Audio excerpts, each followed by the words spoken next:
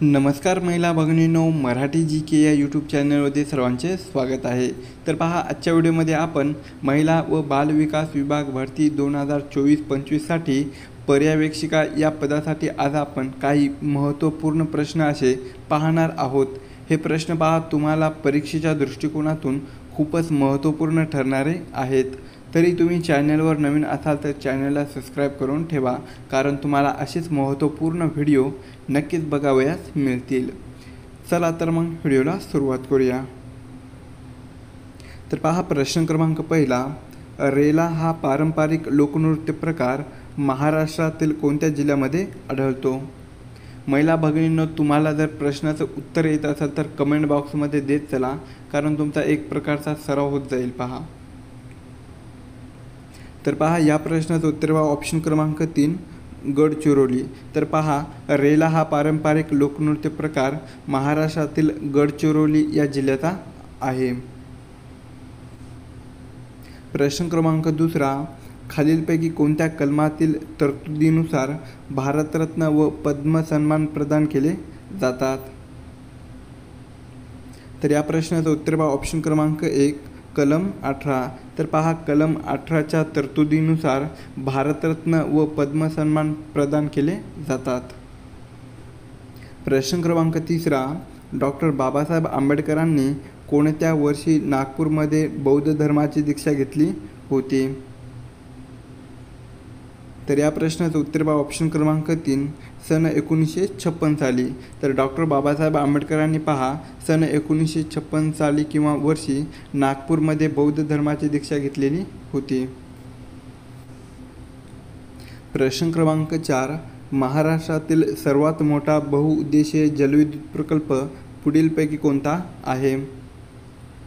तर ऑप्शन क्रमांक 1 पहा, जायकवाडी। तर महाराष्ट्रातील सर्वात मोठा बहुउद्देशीय जलविद्युत प्रकल्प हा पहा, जायकवाडी धरण आहे। प्रश्न क्रमांक 5 पहा, 2024चा महाराष्ट्र भूषण पुरस्कार कोणाला प्राप्त झाला आहे? तर ऑप्शन क्रमांक 4 पहा, प्रदीप महाजन। तर प्रदीप महाजन यांना 2024चा महाराष्ट्र भूषण पुरस्कार हा प्राप्त झालेला आहे। तर पहा, अशोक सराफ यांना पहा 2023मध्ये, कधी 2023मध्ये महाराष्ट्र भूषण पुरस्कार देण्यात आलेला आहे। आशा भोसले, तर आशा भोसलेंना पहा 2021मध्ये महाराष्ट्र भूषण पुरस्कार देण्यात आलेला आहे। आणि अप्पासाहेब धर्माधिकारी यांना पहा 2022मध्ये महाराष्ट्र भूषण पुरस्कार हा देण्यात आलेला आहे। पुढचा प्रश्न आहे, उगवत्या सूर्याचा देश म्हणून कोणत्या देशात संबोधले जाते? तर ऑप्शन क्रमांक 1 पहा, जपान। तर उगवत्या सूर्याचा देश म्हणून जपान या देशात संबोधले जाते। प्रश्न क्रमांक 7, मुंबई हाय हे नाव कोणत्या खनिज उत्पादनाशी निगडीत आहे? तर या प्रश्नाचं उत्तर ऑप्शन क्रमांक 1 पेट्रोलियम। तर पहा, मुंबई हाय हे जे नाव आहे, तर हे नाव पेट्रोलियम या खनिज उत्पादनाशी निगडीत आहे। प्रश्न क्रमांक 8 पहा, महात्मा ज्योतिबा फुले यांना महात्मा ही पदवी कोणी दिलेली आहे? तर ऑप्शन क्रमांक 4 पहा, विठ्ठलराव कृष्णाजी वंडेकर। नाव काय आहे? विठ्ठलराव कृष्णाजी वंडेकर यांनी महात्मा ज्योतिबा फुले यांना महात्मा ही पदवी दिलेली आहे। प्रश्न क्रमांक 9, अलीकडेच कोणत्या राज्याने माय स्कूल माय प्राईड ही मोहीम सुरू केलेली आहे? तर ऑप्शन क्रमांक 4 पहा, हिमाचल प्रदेश। तर हिमाचल प्रदेश या राज्याने पहा माय स्कूल माय प्राईड ही मोहीम सुरू केलेली आहे। पुढील प्रश्न आहे, भारताचे राष्ट्रपती आपला राजीनामा पुढीलपैकी कोणाकडे सादर करतात?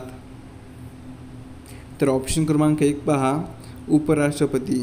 तर पहा, भारताचे जे राष्ट्रपती असतात तर ते आपला राजीनामा पहा उपराष्ट्रपती यांच्याकडे सादर करतात। प्रश्न क्रमांक 11, महाराष्ट्राच्या कोणत्या जिल्ह्यामध्ये प्रश्न क्रमांक 11, महाराष्ट्राच्या कोणत्या जिल्ह्यामध्ये केंद्रीय कापूस संशोधन संस्था आहे? तर या प्रश्नाचं उत्तर पहा ऑप्शन क्रमांक 2 महाराष्ट्रातील पहा नागपूर कोणतं आहे तर ते नागपूर या जिल्ह्यामध्ये केंद्रीय कापूस संशोधन संस्था आहे. प्रश्न क्रमांक 12 अन्नभाग्य योजना ही कोणत्या राज्यात राबवण्यात येत आहे? तर ऑप्शन क्रमांक 1 पहा कर्नाटक. तर अन्नभाग्य योजना ही पहा कर्नाटक या राज्यामध्ये राबवण्यात येत आहे. प्रश्न क्रमांक 13 महाराष्ट्रातील सशस्त्र क्रांतिकारी चळवळीचे आद्य क्रांतिकारक पुढीलपैकी कोणास म्हटले जाते? तर ऑप्शन क्रमांक 4 पहा वासुदेव बळवंत फडके. तर वासुदेव बळवंत फडके यांना महाराष्ट्रातील सशस्त्र क्रांतिकारी चळवळीचे आद्य क्रांतिकारक म्हणून संबोधले जाते. प्रश्न क्रमांक 14 इंटरनेट बँकिंगमध्ये वापरात येणारा OTP म्हणजे काय? तर या प्रश्नाचं उत्तर पहा ऑप्शन क्रमांक 3 वन टाईम पासवर्ड. तर पहा इंटरनेट बँकिंगमध्ये वापरण्यात येणारा OTP म्हणजे वन टाईम पासवर्ड असा होतो. प्रश्न क्रमांक 15 नुकतेच लष्करातील पहिल्या महिला सुभेदार कोण बनलेल्या आहेत? तर या प्रश्नाचं उत्तर पहा ऑप्शन क्रमांक 1 प्रीती रजक. तर प्रीती रजक या पहा नुकत्याच महाराष्ट्रातील पहिल्या महिला सुभेदार बनलेल्या आहेत. प्रश्न क्रमांक 16 हिमरूशाली कोणत्या जिल्ह्याशी संबंधित आहे? तर ऑप्शन क्रमांक 1 पहा छत्रपती संभाजीनगर. तर हिमरूशाली या पहा छत्रपती संभाजीनगर या राज्यांशी संबंधित आहे.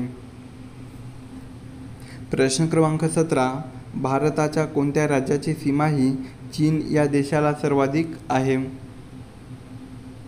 तर या प्रश्नाचं उत्तर पहा ऑप्शन क्रमांक 4 अरुणाचल प्रदेश. तर भारताच्या अरुणाचल प्रदेश या राज्याची सीमा पहा चीन या देशाला सर्वाधिक लागून आहे. प्रश्न क्रमांक 18 राज्यघटनेच्या कोणत्या कलमानुसार कायद्यासमोर सगळे समान आहेत? तर ऑप्शन क्रमांक 1 कलम 14. तर भारतीय राज्यघटनेच्या पहा कलम 14 या कलमानुसार कायद्यासमोर सगळे समान आहेत. प्रश्न क्रमांक 19 वीज निर्मितीसाठी महाराष्ट्राच्या कोणत्या प्रकल्पास महाराष्ट्राची भाग्यलक्ष्मी असे म्हटले जाते किंवा म्हणतात? तर या प्रश्नाचं उत्तर पहा ऑप्शन क्रमांक 3 कोयना नदी. तर वीज निर्मितीसाठी महाराष्ट्राच्या कोयना या प्रकल्पास किंवा नदीला महाराष्ट्राची भाग्यलक्ष्मी असे म्हटले जाते. नेक्स्ट क्वेश्चन आहे भारतीय नागरी सेवांचा जनक म्हणून कोणास ओळखले जाते? तर ऑप्शन क्रमांक 1 लॉर्ड कॉर्नवॉलिस. कोण आहेत तर ते लॉर्ड कॉर्नवॉलिस यांना पहा भारतीय नागरी सेवकाचा जनक म्हणून ओळखले जाते. प्रश्न क्रमांक 21 महाराष्ट्रातील प्रमुख हातमाग वस्त्र उद्योग केंद्र पुढीलपैकी कोणते आहे? तर ऑप्शन क्रमांक 3 इचलकरंजी. तर इचलकरंजी हे पहा महाराष्ट्रातील प्रमुख हातमाग वस्त्र उद्योग केंद्र आहे. प्रश्न क्रमांक 22 महाराष्ट्राचे मार्टिन ल्यूथर किंग म्हणून कोणास ओळखले जाते किंवा म्हणतात? तर ऑप्शन क्रमांक 1 पहा महात्मा ज्योतिबा फुले. तर महाराष्ट्राचे मार्टिन ल्यूथर किंग म्हणून महात्मा ज्योतिबा फुले यांना ओळखले जाते. प्रश्न क्रमांक 23 पंढरपूरचे विठ्ठल मंदिर सर्वांसाठी खुले व्हावे यासाठी कोणी आंदोलन केले होते? तर ऑप्शन क्रमांक 3 साने गुरुजी. तर साने गुरुजींनी पहा पंढरपूरचे विठ्ठल मंदिर सर्वांसाठी खुले व्हावे यासाठी त्यांनी आंदोलन केले होते. प्रश्न क्रमांक 24 स्वराज्य हा माझा जन्मसिद्ध हक्क आहे आणि तो मी मिळवणारच हे उद्गार कोणाचे आहेत? तर ऑप्शन क्रमांक 4 लोकमान्य टिळक. तर लोकमान्य टिळकांनी पहा स्वराज्य हा माझा जन्मसिद्ध हक्क आहे आणि तो मी मिळवणारच हे त्यांनी म्हटलेले होते. प्रश्न क्रमांक 25 दत्तक वारसा नामंजूर करून संस्थाने खालसा करण्याचे धोरण कोणी स्वीकारले? तर ऑप्शन क्रमांक 3 लॉर्ड डलहौसी. तर पहा, लॉर्ड डलहौसी यांनी दत्तक वारसा नामंजूर करून संस्थाने खालसा करण्याचे धोरण स्वीकारलेले होते. पुढील प्रश्न आहे, भारतातील कोणत्या राज्यामध्ये आदिवासी अधिसूचित नाही? तर ऑप्शन क्रमांक 1 पंजाब. तर भारतातील पंजाब या राज्यामध्ये पहा आदिवासी ही जमात आढळत नाही.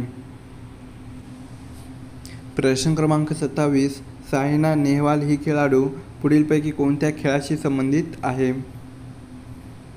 तर ऑप्शन क्रमांक 3 बॅडमिंटन. तर सायना नेहवाल ही जी खेळाडू आहे तर ही खेळाडू बॅडमिंटन या खेळाशी संबंधित आहे. प्रश्न क्रमांक 28 मॅकमोहन लाईन ही आंतरराष्ट्रीय सीमा पुढीलपैकी कोणत्या 2 देशादरम्यान आहे? तर ऑप्शन क्रमांक 2 पहा भारत आणि चीन. तर भारत आणि चीन या 2 देशादरम्यान पहा मॅकमोहन ही आंतरराष्ट्रीय सीमा आहे. प्रश्न क्रमांक 29 महाराष्ट्रातून लोकसभा व राज्यसभेवर निर्वाचित होणाऱ्या सदस्यांची एकूण सदस्य संख्या डॅश इतकी आहे? तर या प्रश्नाचं उत्तर बघा ऑप्शन क्रमांक 4 67. तर महाराष्ट्रातून लोकसभा व राज्यसभेवर निर्वाचित होणाऱ्या सदस्यांची एकूण सदस्य संख्या किती आहे? तर ती 67 इतकी आहे. प्रश्न क्रमांक 30 कारगिल विजय दिवस हा कोणत्या दिवशी साजरा केला जातो? तर ऑप्शन क्रमांक 1 26 जुलै. तर पहा कारगिल विजय हा जो दिवस आहे तर हा दिवस 26 जुलै या दिवशी साजरा केला जातो.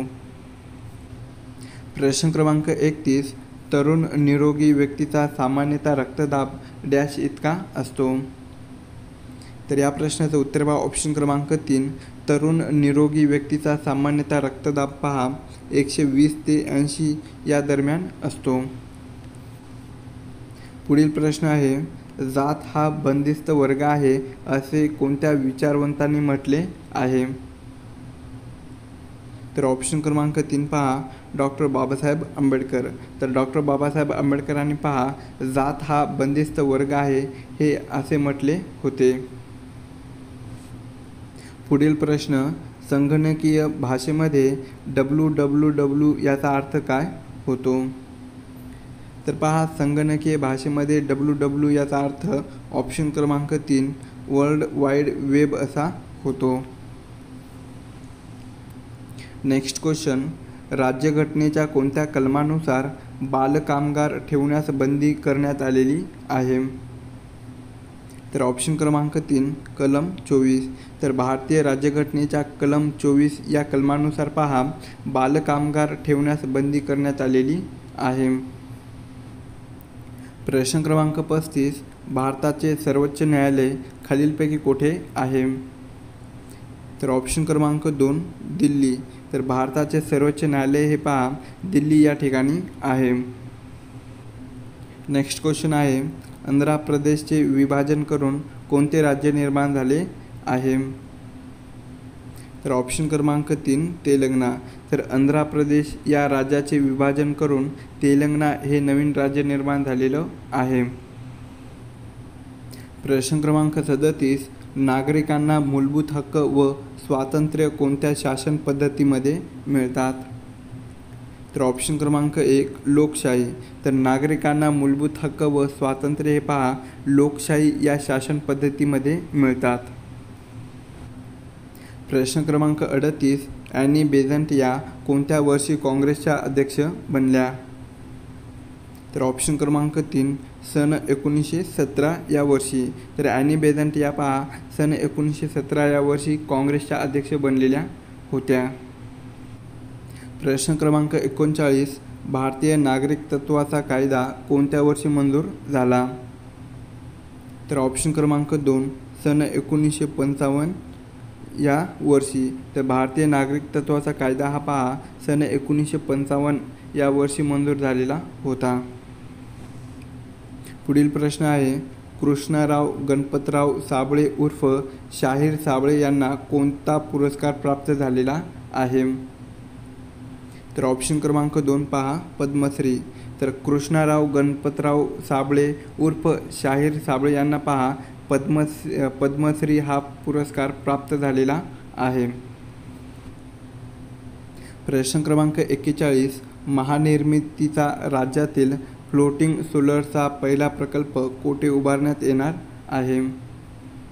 तर ऑप्शन क्रमांक 1 पहा, चंद्रपूर.